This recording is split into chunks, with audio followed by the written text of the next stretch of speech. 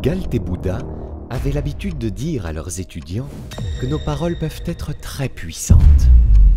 Ils disaient que notre langue, que nous utilisons pour parler, est comme le couteau le plus aiguisé du monde. Ils disaient aussi que l'arme la plus dangereuse au monde était nos paroles. Même si elles ne blessent pas physiquement les gens, nos paroles peuvent les blesser émotionnellement. Nos paroles peuvent être une source de force, mais elles peuvent aussi être une faiblesse si nous ne savons pas quand, où et combien parler.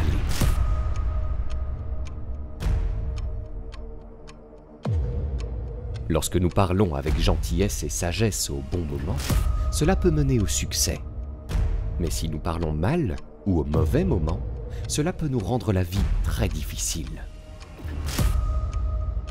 Alors, mes amis, aujourd'hui, je vais vous raconter une histoire sur l'importance de rester silencieux et sur la façon dont cela peut changer votre vie.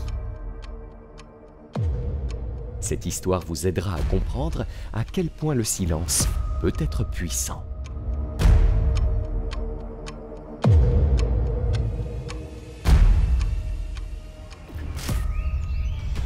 Il était une fois, en Inde, un célèbre moine bouddhiste qui vivait au fond d'une forêt tranquille, loin du bruit du monde.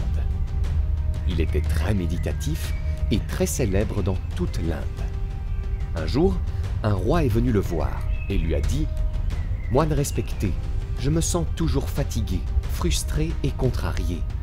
Mon esprit est très agité. Même si j'ai tout, la richesse, la célébrité et tout le luxe que l'on peut désirer, il n'y a toujours pas de paix intérieure en moi.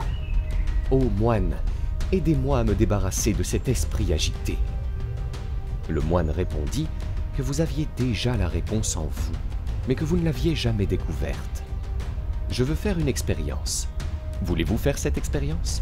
Après cette expérience, il n'y aura plus d'agitation ni d'inquiétude dans ta vie. » Le roi fut très contrarié après avoir entendu tout cela, mais il demanda au moine de lui dire ce qu'il devait faire, et dit « Je suis prêt à faire n'importe quoi pour ma tranquillité d'esprit. » Le moine lui répondit alors d'une voix calme « Pendant les 15 prochains jours, tu resteras dans mon monastère et tu vivras comme une personne normale. Pendant ces 15 jours, tu t'assoiras seul en silence et tu parleras le moins possible. » Le roi accepta le plan du moine. Le premier jour, il remarqua que son esprit était plus agité que d'habitude. De nombreuses questions et pensées surgissaient sans cesse, et il se sentait mal à l'aise de vivre une vie simple comme tout le monde. Il avait très envie de parler, mais il résista à l'envie et resta complètement silencieux, assis tranquillement. Mais au fur et à mesure que la nuit avançait, il a commencé à ressentir un sentiment inattendu de calme et de bonheur. Cette expérience le laissa perplexe, car il ne comprenait pas pourquoi son agitation s'estompait. Le lendemain, le roi continua à passer du temps dans la solitude, à observer la nature, les fleurs, les plantes et les oiseaux dans le ciel. Pour la première fois, il apprécia vraiment la beauté de la nature qui l'entourait. Il pouvait observer le monde naturel qui l'entourait et s'y connecter. 10 jours passèrent et toute l'agitation intérieure et le chaos qui régnait dans son esprit disparurent peu à peu. Le 12e jour, il entra dans une profonde méditation.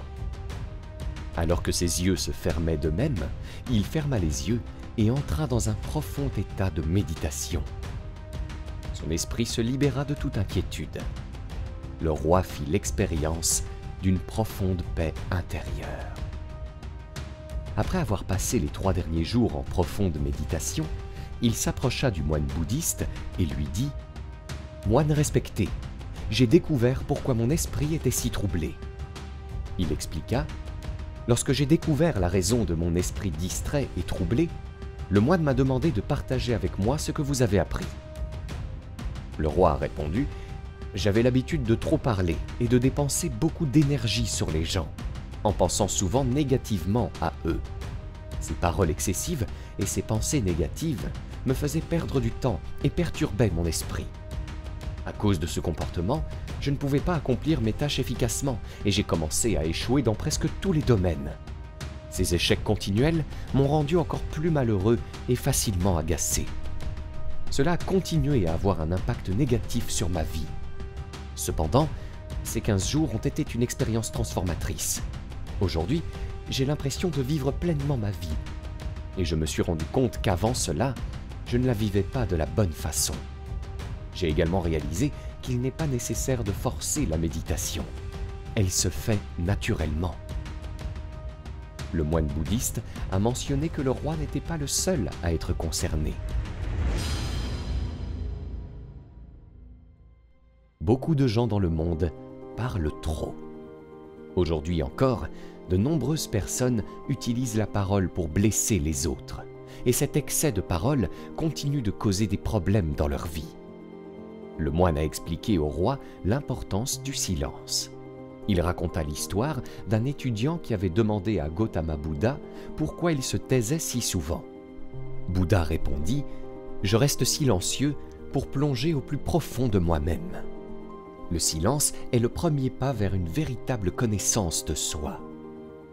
Sans silence, la découverte de soi est impossible, alors la première étape est de se taire. Ne parlez que lorsque c'est nécessaire, et vous verrez que la plupart de nos paroles, environ 90%, sont nuisibles. Il aurait été préférable que les gens ne parlent pas trop. Cela aurait permis de réduire environ 90% des problèmes. Lorsque les gens deviennent plus silencieux, il y a moins de bagarres, moins d'agitation et moins de disputes. Si les deux individus apprenaient à se taire, de nombreux problèmes dans le monde pourraient être évités.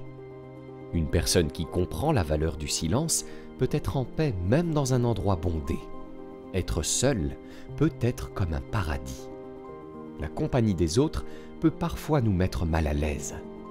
Il est important de commencer par trouver la paix à l'intérieur de soi et d'embrasser le silence, en laissant circuler son énergie intérieure.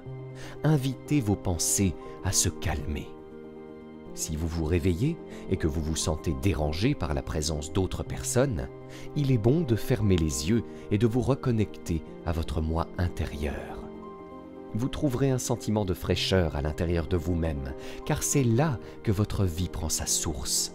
Elle n'est pas dans quelqu'un d'autre, elle vient de la même source que vous.